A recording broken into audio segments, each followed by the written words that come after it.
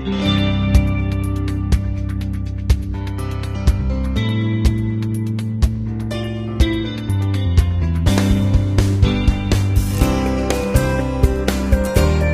I'm Rhonda Greene. I'm internal auditor at the City of East Point, and I'm a breast cancer survivor. I went for my normal mammogram June 2015, and I got a call that said that you have malignant tissue in your left breast. And it was a total unexpected. I had no lump, I had nothing. It was just from my normal annual mammogram. I had a friend that died from breast cancer, so I was familiar with breast cancer, but I didn't have anybody in my family that had really had it, and so it was just a shock because I always thought it was something more hereditary than just something random. Unfortunately, you think about dying. It's like, am I going to survive this? Is it survivable?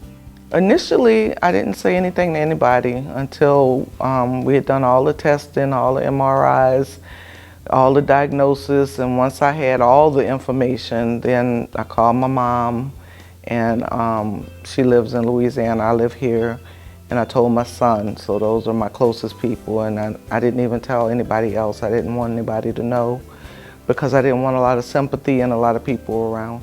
The thing I did that kept me going was I had to stay focused on the future. So I did a lot of self-help books. I did one called The Artist's Way, which was like a 12-week program. I did another one that was called Spiritual Abundance. And those books made you set goals. And so having those goals were the things that I kept saying, this is what I'm gonna do when I'm well. So I never gave in to what if I die. It was always when I get well, I'll do these things. Definitely get tested as soon as your doctor recommends it. Get tested if it runs in your family, that's for sure. That is survivable. You have to keep a positive attitude. I don't know what spirituality or faith levels you have, but those played a very high role in my survival because I believed it was something greater than myself and that I was capable of being healed. And then keep forward-looking goals. What will you do? Like immediately after I was released from my last treatment in May of 2016, June of 2016, I took a victory hike up at Amicalola Falls with some of my friends. So that was like, as soon as I'm well enough, as soon as I'm strong enough, I'm gonna do this hike.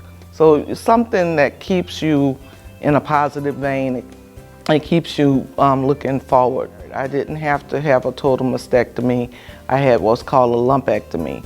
But I also had to have a reduction because they wanted to remove as much tissue as possible.